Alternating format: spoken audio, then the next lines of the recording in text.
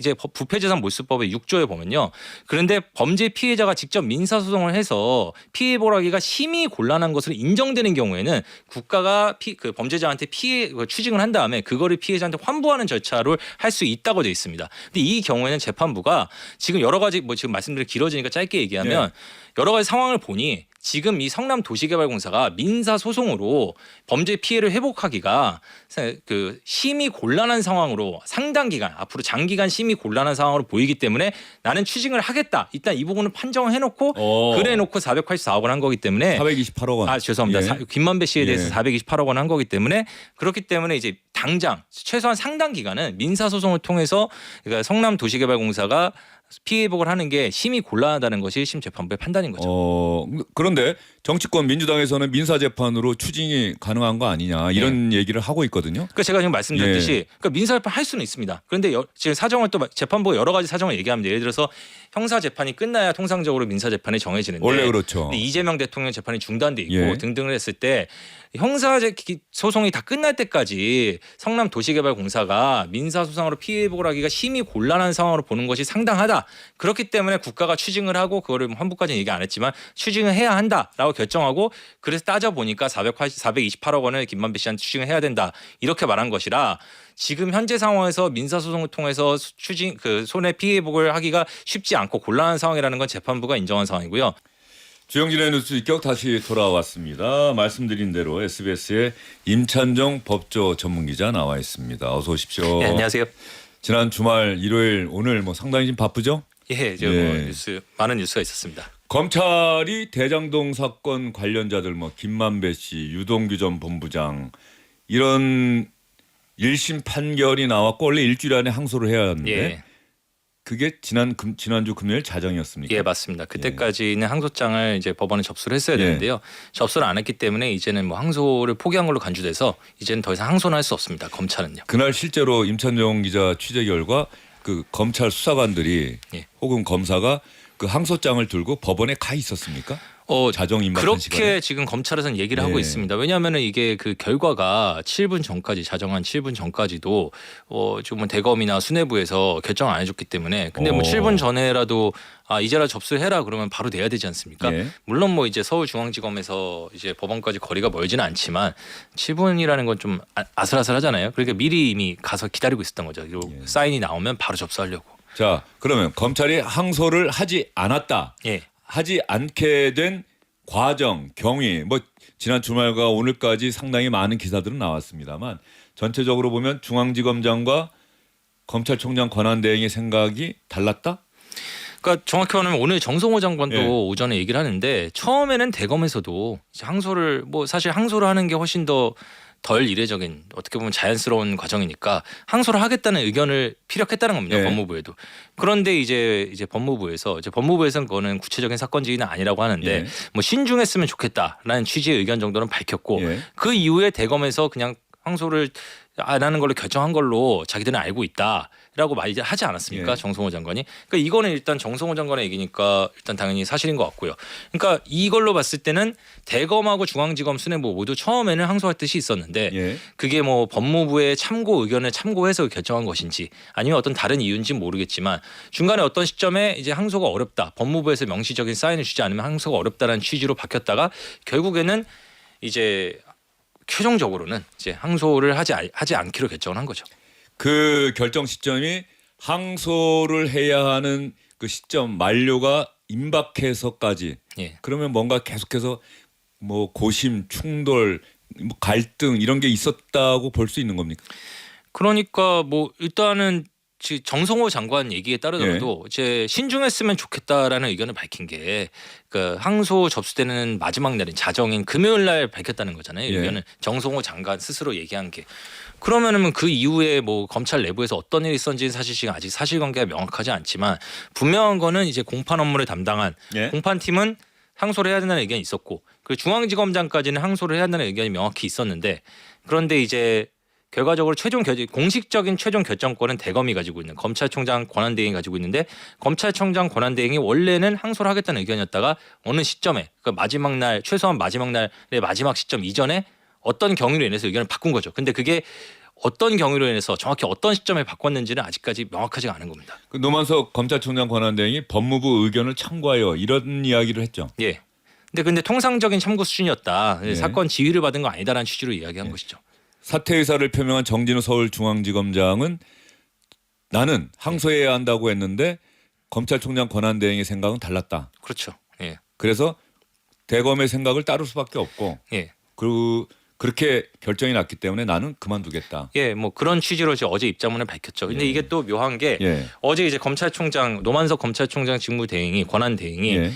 여러 비판이 쏟아지니까 경위에 대해서 방금 말씀하신 것처럼 이제 법무부의 의견을 참고했지만 결국 내가 결정했다. 예. 그러면서 뭐 늦은 밤까지 함께 고민해준 뭐 정진우 서울중앙지검장께 미안하고 감사한 마음을 전한다라고 예. 얘기했거든요. 예. 이게 좀 마지막에 이상하지 않습니까? 예. 사의 표명한 사람한테 예. 나는 대검하고 이견이 다르다라는 취지로 사의 표명한 사람한테 미안하다고 고맙다고 하니까요. 공식 예. 입장문에서. 예. 그러니까 바로 뭐 1시간도 안 돼서 서울중앙지검장인 정진우 서울중앙지검장이 이게 혹시 물론 그런 표현을 쓰지 않았지만 예. 취지가 예. 오해하실까 봐 말씀드리는데 예. 저는 대검하고 분명히 의견이 달랐습니다.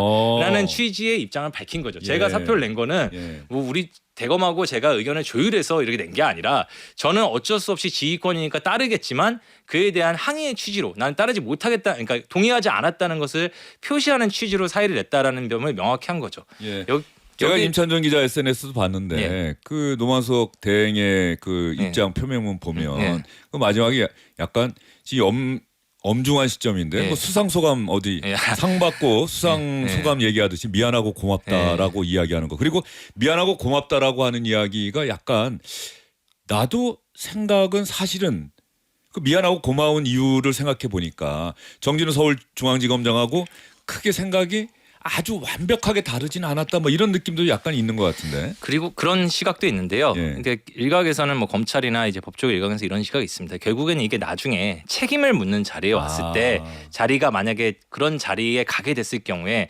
이제 노만석 검찰총장 권한대행이 노만석 대행이 하고 싶은 말은 나 혼자 한 것이 아니라 중앙지검장하고 같이 한 것이다. 뭐 이런 취지로 말한 것 아니냐. 그러니까 또 바로 그런 취지를 읽고 이제 정진우 중앙지검장 무슨 말씀이십니까? 저는 분명히 하자고 분명히 했습니다. 저는 그리고 사표까지 되지 않았습니까?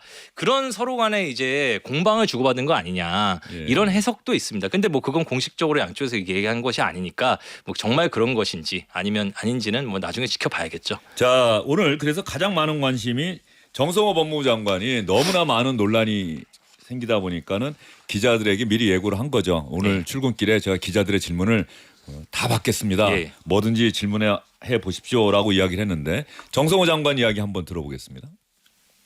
원론적인 말씀을 드린다고 하면은 저는 뭐 성공한 수사 또 성공한 재판이었다고 생각합니다. 예, 검찰이 구형했던 양보다도 더 두 사람은 더 많은 형을 선고받았고 통상적인 검찰의 항소 기준인 그 양형 기준보다도 초과하는 그런 형을 선고받았습니다.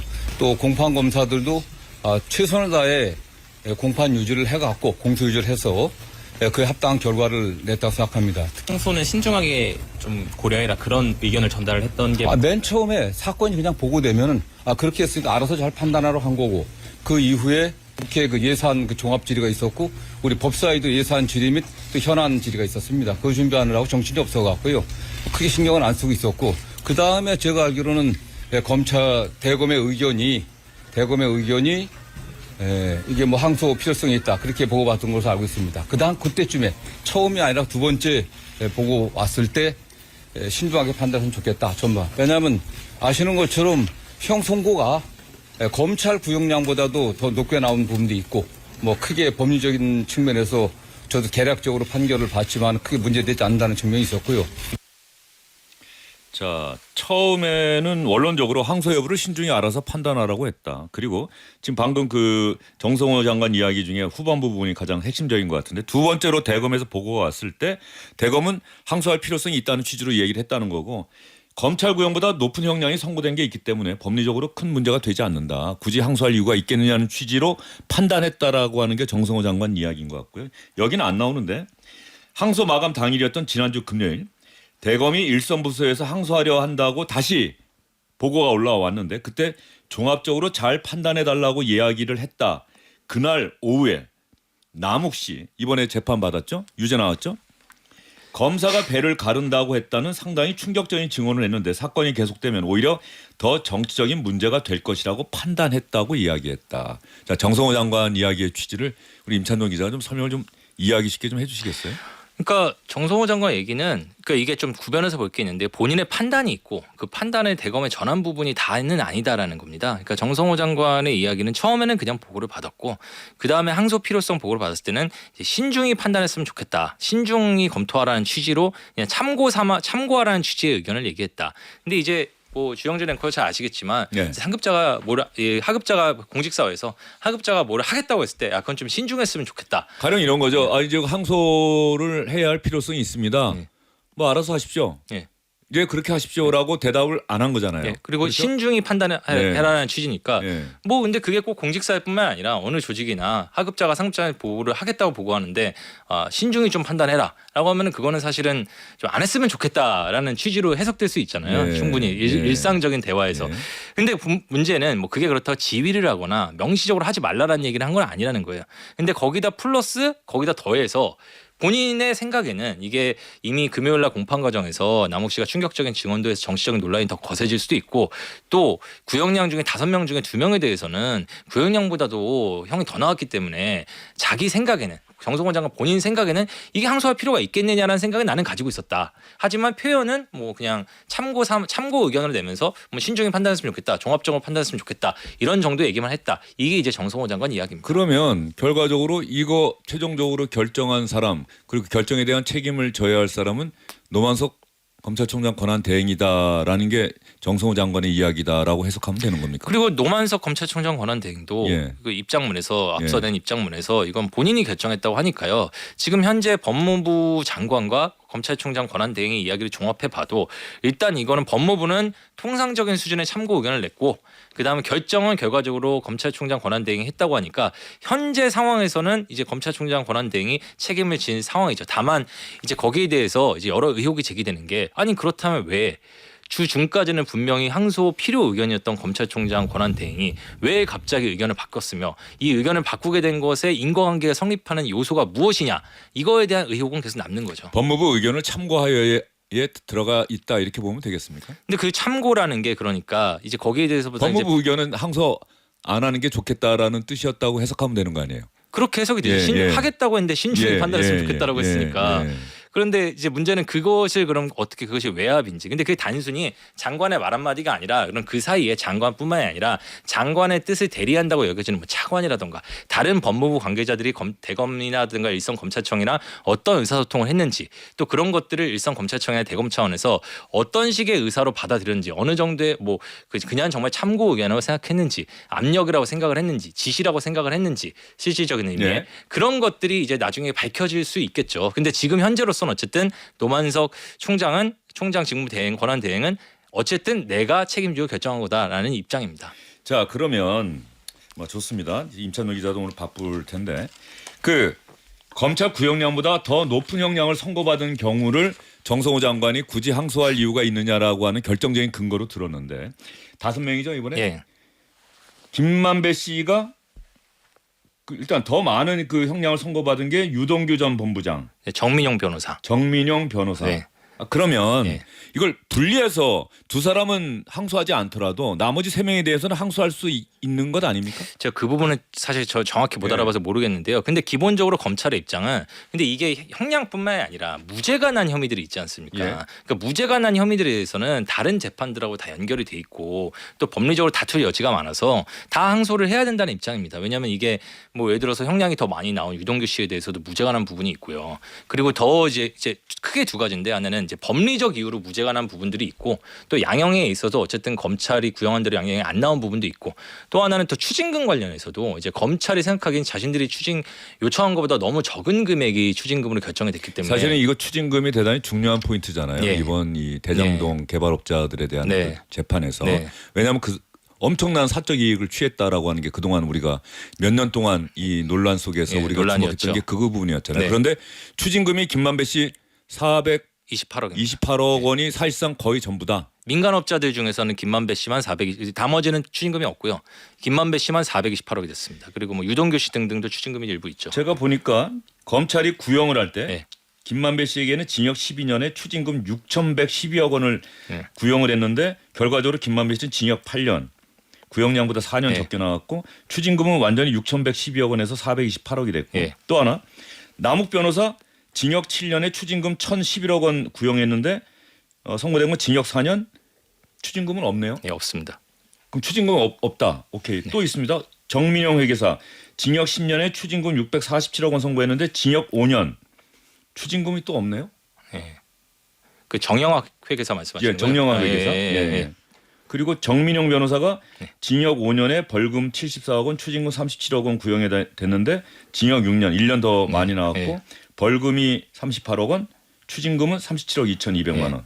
그러면 지금 정영학 회계사와 남욱 변호사는 추징금이 없어진 겁니까? 예, 추징금 없는 걸로 사실상 확정이 됐습니다. 왜냐하면 이제 그 검찰이 검사가 항소를 안 하지 않습니까? 피고인만 항소를 했잖아요. 검사는 1심 판결에 문제 제기를 안 한 거기 때문에 이제 2심 판결 이상, 2심, 3심에서는 피고인한테 불리한 방향으로 판결을 변경할 수 없습니다. 동일한 판결을 하거나 예. 아니면 피고인한테 유리한 방향으로 변경할 수 있지 항소를 왜냐하면 검사 쪽에서 안 했기 때문에 피고인한테 불리한 쪽으로는 판결을 변경할 수 없습니다. 때문에 이미 추징금은 이제 예를 들어서 대장동 민간업자들이라고 말하는 김만배, 남욱, 정영학 중에서는 오로지 김만배 씨에 대해서만 428억 원이 부과가 됐는데 여기보다 커질 수는 없는 겁니다. 최대한에도 428억으로 확정이 된 거죠. 그거보다 낮아질 가능성은 있지만 2심, 3심에서 커질 수는 없는 겁니다. 그 추징금이라고 하는 게 이제 여기까지만 질문하겠어요. 추징금이라고 하는 게 기본적으로 재판부가 이 사람들이 범죄를 통해서 얻은 사적 이익이기 때문에 이게 국가가 뭐 대신해서 몰수한다. 받는다 뭐 이런 그 개념 아닙니까? 그러니까 이게 부패재산 몰수법에 보면요. 네. 원래는 원칙적으로 국가라는 형사처벌을 하게 돼 있고 범죄 피해자가 재산 피해를 여기 뭐 봤으면 성남시 개발공사가 되는 거겠죠? 성남 도시개발공사인데요. 범죄 피해자 민사소송을 통해서 원래 찾는 것이 원칙입니다. 그런데 이제 부패재산 몰수법의 6조에 보면요. 그런데 범죄 피해자가 직접 민사소송을 해서 피해 보라기가 심히 곤란한 것으로 인정되는 경우에는 국가가 그 범죄자한테 추징을 한 다음에 그거를 피해자한테 환부하는 절차를 할 수 있다고 돼 있습니다. 근데 이 경우에는 재판부가 지금 여러 가지 뭐 지금 말씀드린 길어지니까 짧게 얘기하면 여러 가지 상황을 보니 지금 이 성남 도시개발공사가 민사 소송으로 범죄 피해를 회복하기가 그 심히 곤란한 상황으로 상당 기간 앞으로 장기간 심히 곤란한 상황으로 보이기 때문에 나는 추징을 하겠다. 일단 이 부분을 판정을 해놓고 그래놓고 484억 원 한 거기 때문에 428억 원. 아 죄송합니다. 김만배 씨에 대해서 428억 원 한 거기 때문에 그렇기 때문에 이제 당장 최소한 상당 기간은 민사 소송을 통해서 그러니까 성남 도시개발공사가 피해 회복을 하는 게 심히 곤란하다는 것이 1심 재판부의 판단인 거죠. 그런데 정치권 민주당에서는 민사 재판으로 추징이 가능한 거 아니냐 이런 얘기를 하고 있거든요. 그러니까 제가 지금 말씀드렸듯이 그러니까 민사 재판 할 수는 있습니다. 그런데 지금 사정을 또 재판부가 여러 가지 사정을 얘기합니다. 예를 들어서 형사 재판이 끝나야 통상적으로 민사 재판이 정해지는데 원래 그렇죠. 근데 이재명 대통령 재판이 중단돼 있고 등등을 했을 때 형사 소송이 다 끝날 때까지 성남 도시개발공사가 민사 소송으로 피해 회복을 하기가 심히 곤란한 상황으로 보는 것이 상당하다. 그렇기 때문에 국가가 추징을 하고 그거를 환부까지는 얘기 안 했지만 추징을 해야 한다라고 결정하고 그래서 따져 보니까 428억 원을 김만배 씨한테 추징을 해야 된다. 이렇게 말한 것이라 지금 현재 상황에서 민사 소송을 통해서 손해 피해 회복을 하기가 쉽지 않고 곤란한 상황이라는 건 재판부가 인정한 상황이고요. 두 번째는 여기서 또 하나 고려해야 될 게 근데 배임을 지금 정부에서 폐지를 추진하고 있지 않습니까? 대체 입법이라고 또 표현하더라고요. 뭐 대체 입법이 좀 없지만 기존의 배임죄는 폐지되는 거 아닙니까? 그러면은 배임죄를 기소한 사람들은 다 면소 판결을 해야 됩니다. 그런데 지금 이 추징금이라는 거는 배임에서 유죄가 나왔다는 거를 근거로 한 추징금 428억 원입니다. 그리고 거기서 유죄가 나왔기 때문에 민사소송도 할 수가 있는 겁니다. 그런데 만약에 배임죄가 폐지되면 면소로 배임죄 부분이 한마디로 사라집니다. 그러면 사실은 이제 추징금 자체도 없어질 수 있고요. 그리고 그거에 근반한 민사소송을 하기가 더 어려워지는 거죠. 예. 앞으로 뭐 파장은 상당히 계속될 것 같고 결국 항소심 재판은 뭐 진행이 될 수밖에 없는 피고인들이 항소한 그 범위 안에서 대신에 그렇죠? 이제 피고인들한테 무조건 지금하고 똑같거나 유리한 쪽으로만 판결할 수 있는 거죠. 자, 검사장들 뭐 지금 반발하고 있고 부장검사들도 반발하고 있고 검찰 분위기는 어떻습니까? 결국 노만석 검찰총장 권한대행도 그 자리를 지킬 수 있겠느냐 아니면 노만석 대행은 그럼에도 불구하고 나는 검찰이란 조직이 너무 흔들리면 안 되니까 나는 끝까지 자리를 지키겠다. 뭐 어떤 분위기입니까? 제가 지금 뭐 여기 들어오기 예. 전까지는 노만석 대행이 무슨 사의를 표명했다는 말은 없었고요. 다만 이제 오늘 오전에 대검 연구관들이 대검에서 일을 하고 있는 이제 평검사들이 그 직무대행 면담을 신청해서 면담을 해서 이제 굉장히 사실상 용퇴를 요구하는 그런 식의 의사를 전달했다라고 알려졌는데 예. 그 자리에서도 뭐 사퇴를 하겠다 이런 말은 안 한 걸로 알려져 있습니다. 근데 임찬영 기자가 보기에 예. 김건희 씨 무혐의 예. 결론 내렸을 때는 검사들이 왜 조용하다가 예. 그런 예. 또 뭐 윤석열 전 대통령 구속 취소로 네. 했을 때 얼마든지 항고할 수도 있는데 네. 그때도 안 했는데 즉시 항고를 안 즉시 했죠. 항고를 안 네. 했는데도 네. 그때도 가만히 있다가 네.